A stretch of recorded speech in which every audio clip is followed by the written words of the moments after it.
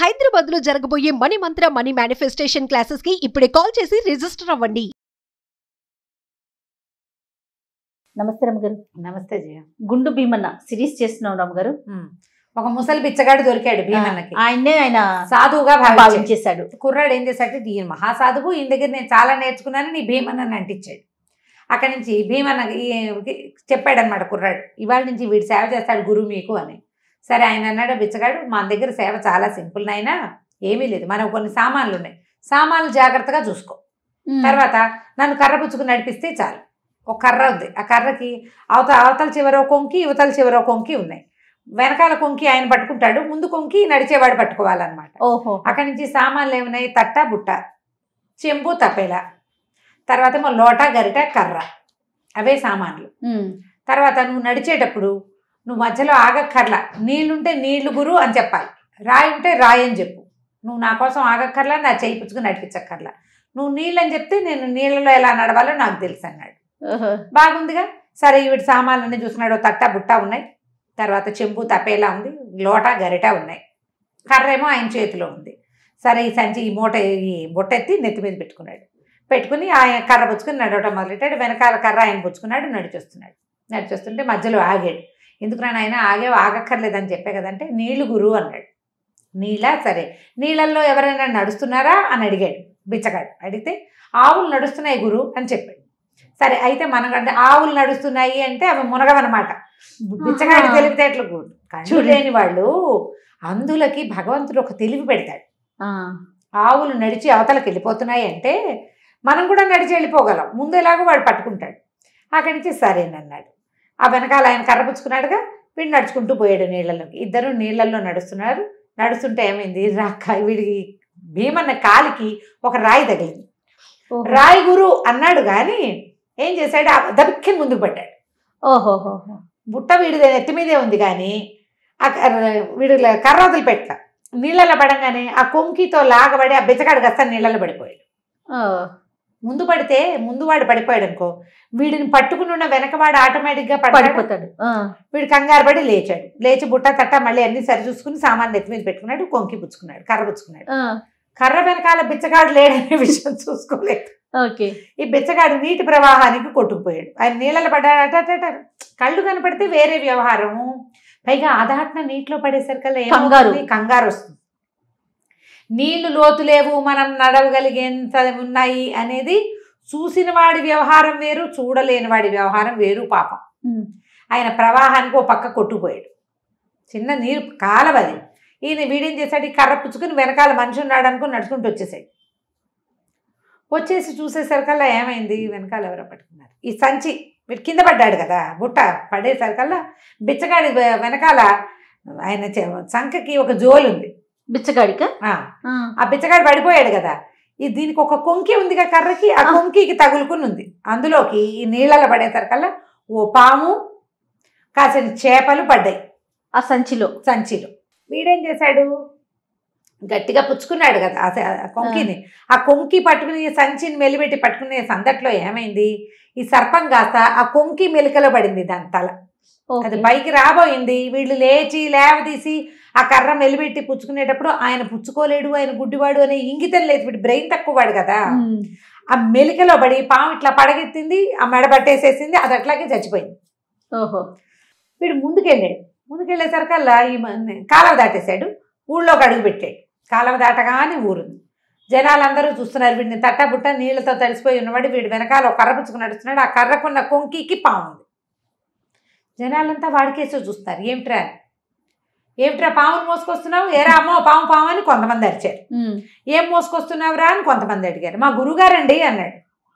ఏం గురువురా, గురువుగారు పాములారు అయిపోయాడు, చూసుకోరా వెనకాల, ఏ సాములారిని తెచ్చావురా అని అందరూ నవ్వేసరికల వెనక్కి తిరిగి చూస్తే ఏముంది, పాము. గురువు సాధువు, ఆయన పాముగా మారిపోయాడు.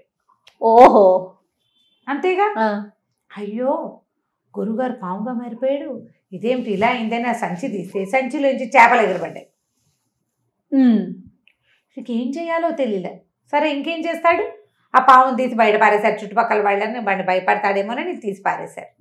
వీడు ఇంకేం చేయలేక, అయ్యో స్వాముల వాడి దగ్గర మా నాయనమ్మ ఏం చెప్పింది, అవ్వా నువ్వు వెళ్తే భుక్తి ముక్తి, నీకు కొంచెం జ్ఞానం కూడా వస్తుంది పెద్దవాళ్ళతో తిరిగితే. చెప్పింది ఆవిడ. అయ్యో స్వాములారికి మోక్షం వచ్చినట్టుంది, ఆయన పాము అయిపోయాడు, పాము కాస్త చచ్చిపోయిందంటే స్వాములారు వెళ్ళిపోయాడు, రూపం మార్చుకున్నాడు స్వాములవారు, అలా భావించాడు వాడు. ఆయన పడిపోయాడు, ఇది వచ్చింది, అవన్నీ వాడి బుర్రకు అందల. చుట్టుపక్కల వాళ్ళు అడిగితే వీడేం చెప్తాడు, మా స్వాములారు నేను పుచ్చుకొచ్చాను, ఆయన ఎప్పుడు పాముగా మారాడో నాకు తెలీదు, నీళ్ళలో పడిపోయాడు, నీళ్ళలో సంచి పడింది, ఆ ఇన్ఫర్మేషన్ ఇవ్వాల. సరే అక్కడి నుంచి ఇక ఏం చేస్తాడు, తన ఊరు వైపు నడవటం మొదలుపెట్టేసరికల్లా కొంత దూరం వెళ్ళేసరికి కాలం ఒడ్డున ఈ కాలంలో పడిపోయాడే సన్యాసి, ఇది గుడ్డి పిచ్చగాడు, ఆ ముందుకు వెళ్ళాక రేవు దొరికి ఆయన లేచి ఇచ్చి రేవులో కూర్చున్నాడు. గట్టివాడు రేవులో కూర్చుని అడుక్కుంటున్నాడు. ఆ పిచ్చగాడిని చూసేసరికి వీడికి ఒక ఉత్సాహం వచ్చింది.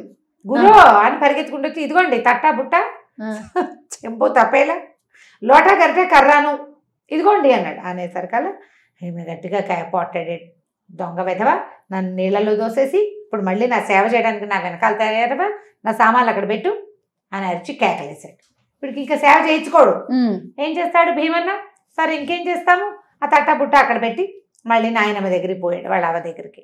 అవ్వంది, ఒరే నాయన ఎలాగురా ఇలాగా, నువ్వు స్వాములారి దగ్గర సేవ చేసి ఏదో తెస్తావనుకుంటే నీకు జ్ఞానము రాలేదు, ఇది చెప్పి జరిగిన కథ అంతా చెప్తే మా అమ్మ బాగా ఊహించింది, ఆవిడ తెలివైంది, ఏం జరిగి ఉంటుందో వీడికి అర్థం కాదు. నా స్వాములారు వేషం మార్చుకున్నారు, ఆ వేషంలో చచ్చిపోయారు, మళ్ళీ అక్కడ ప్రత్యక్షం అయ్యారు, స్వాములారు మహత్తు కలిగి ఉన్నాడని భావిస్తున్నాడు అంతే. మరి సరే ఏమైంది, కొద్ది రోజులు గడిచాయి. ఆ ఊళ్ళో ఒక మంచి శ్రీమంతుడు ఉన్నాడు. శ్రీమంతుడి దగ్గర ఒక పనివాడు ఉన్నాడు. ఆ శ్రీమంతుడికి పని పాట ఏం లేదు. ఆయన పొద్దున్న తినేసి పడుకునేవాడు, మధ్యాహ్నం లేచి మళ్ళీ ఏదో కాస్త తినేసి మళ్ళీ పడుకునేవాడు, రాత్రి మళ్ళీ తినేసి పడుకోవటమే. ఆయనకి ఏమీ పని పాట లేదు, బోల్డ్ డబ్బులు ఉన్నాయి. వంటవాడిని పెట్టుకున్నాడు. వండటం తప్పిస్తే ఇంకేం పని లేకపోవడంతో వంటవాడు కూడా కొంచెం బలిసాడు. నేను ఒక్కడనే చేయలేకపోతున్నానంటే ఇంకో మనిషిని పెట్టుకుంటానని శ్రీమంతుడిని అడిగాడు. ఆయన పెట్టుకోమన్నాడు. అప్పుడు ఆ వంటవాడు ఏం చేశాడు, వీళ్ళ ఇంటికి వచ్చి, ఏమమ్మా నాకు ఒక కుర్రాడు కావాలి పని సాయానికి, పై పనులకు సహాయం లేదు, మరి మీ ఇంట్లో పిల్లాడు ఉన్నట్టు కదా పంపిస్తావా అన్నాడు. సరే ఈవిడేమో మనవడిని అడిగింది, ఏరా భీమన్న పోనీ శ్రీమంతుల ఇంట్లో పని చేస్తావా అని అడిగింది. సరే పనే కదా మనకు కావాల్సింది, డబ్బులు వస్తాయి, సరే చేస్తానన్నాడు. పోయి వాళ్ళ ఇంట్లో చేరాడు. ఈ శ్రీమంతుడు ఏమిటి, పొద్దున 10 గంటలకి పలహారం చేసి పడుకుంటాడు, లేదా అన్నం తిని పడుకుంటాడు. అన్నాలే తింటారు 10-10:30 కల్లా. అన్నం తిని కాసేపు అటు ఇటు తిరిగి 12 గంటలకు విశ్రమిస్తాడు. 3:30-4 గంటలకు లేచి నా పలహారం ఎక్కడరా అంటాడు మళ్ళీ. అంటే ఇతను ఏం చేస్తాడు, ఏదో పట్టుకొస్తాడు తినడానికి, ఆయన అవి తినేసి మళ్ళీ కాసేపు పడుకుంటాడు. 3ంటికి ఆకలిస్తుంది అనమాట. కొంతమంది ఉంటారు ఇట్లా తిని పడుకునేవాళ్ళు, తిని పడుకోవటం అంటారు దాన్నే. అయితే లేచాక నా పలహారం ఎక్కడని మళ్ళీ ఎరిసి, మీరు తిన్నారయ్య గారు, ఇదిగోండి మీ పళ్ళెము, ఇదిగో మీ మూతి చూసుకోండి, తిన్నది మూతి కడుక్కోకుండా పడుకున్నారని చూపించేవాడు. కొన్ని రోజులు ఇలా గడిచాక వీడికి ఏమనిపించింది, వంటవాడికి పలహారం చేసే పని ఎందుకు, ఎంగిలి పళ్ళాలు చూస్తే వాడే నోరు మూసి పడుకుంటాడు, నిద్రమత్తులో ఉంటాడు అని భావించి ఎంగిలి పళ్ళాలు సిద్ధం చేసి ఆయన మూతికి కాస్త ఏదైనా ఆ రోజు చేసిన పదార్థం పూసేసి ఇదిగో మీరు తిన్నారు అని చూపించేవాడు. కొద్ది రోజులు ఇలా అలవాటు అయ్యింది వాడికి. ఆయనకి ఆకలి కాదు, ఆ వేళకి లేచి ఏదైనా తినాలని ఒక పాయింట్, పైగా వెంటనే నిద్రపోతాడు, ఇలా చేసేవాడు. అయితే ఏమైంది, రోజు ఆయన ఎంగిలి పళ్ళాలు పెట్టడం ఒక వారం గడిచింది. భీమన్న వెళ్ళి ఒక 1 వీక్ అయ్యి ఈ ఎంగిలి పళ్ళెం కింద పెట్టడం, ఆయన మూతికి మీసాలు, పెద్ద పెద్ద మీసాలు ఉంటాయి ఆయనకి, బొంగ మీసాలు, ఆ మీసాలకి కాస్త మంచం మీద ఒక నలకంత పడేయటం, తర్వాత వాడు హాయిగా కులాసాగా తన దారిని తను ఉండటం చేసేవాడు. ఒకరోజు ఏమైంది, భీమన్న కప్పచెప్పాడు. భీమన్న కప్పచెప్పి, ఒరే ఎంగిలి పళ్ళాలు కింద పెట్టు, ఇందులో ఉన్న తేనె, నెయ్యి అయ్యగారి మూతికి రాయి అని చెప్పాడు. మూతికి రాయమన్నాడు. సరే వీడు వచ్చి పళ్ళాలు కింద పెట్టాడు. ఈయన పడుకుని నిద్రపోతున్నాడు, చిన్నగా గురక పెడుతున్నాడు కూడాను. తీరా చూస్తే ఏం చెయ్యాలి అని ఆలోచించాడు. మూతికి రాయాలా ముక్కుకి రాయాలా? మూతికి రాయాలంటే మీసాలు ఉన్నాయి, వాడు చెప్పింది మీసాలకి అని చెప్పాల, మూతికి అని చెప్పాడు. ఇప్పుడు మూతికి రాస్తే ఏమవుతుంది, మూతికి అంటది, అది మీసానికి అంటుతుంది. అతను చెప్పిన మాట నేను విన్నట్టు కాదు. పోనీ ముక్కుకి రాస్తేనో, ముక్కుతో కాదు కదా తినేది, నోటితో తింటాను, వీడికి తెలివి ఉంది, గడ్డానికి రాస్తే ఏమవుతుంది అని ఆలోచించి, అయ్యగారు ఒకసారి లేవండి అని లేపేసరికి ఆయన ఏమిట్రా అని లేచాడు. మరి ఇది పలహారం మీ మూతికి రాయాలి, మూతికి రాయమంటారు. శభాష్. ముక్కుకా, మీసాలకా, గడ్డానికా, దేనికి మీరు రాయమంటారు? దానికి రాస్తారని అడిగాడు. అడిగేసరి కదా మూతికి రాయటం ఏమిట్రా, తినడానికి పెట్టాలి కదంటే, కాదండి ఎంగిలి పెళ్ళం కింద పెట్టాను, మూతికి రాస్తాం రోజు, ఆయన రాస్తాడు, ఇవాళ నన్ను రాయమన్నాడు, మీ మూతేమో కనపడదు మీసాల్లో, దేనికి రాయమంటారో చెప్పండి అన్నాడు.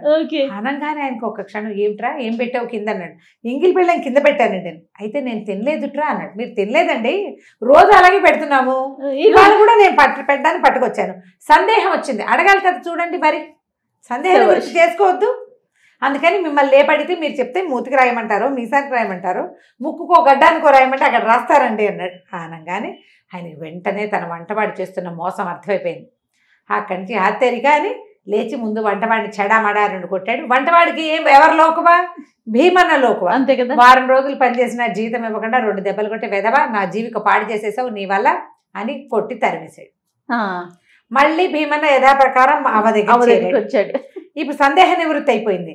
ఇప్పుడు వచ్చేసారి అతను ఏం చేయబోతాడో మళ్ళీ వచ్చే భాగంలో తెలుసుకుందాం. తప్పకుండా అండి. నమస్తే రమగారు. నమస్తే.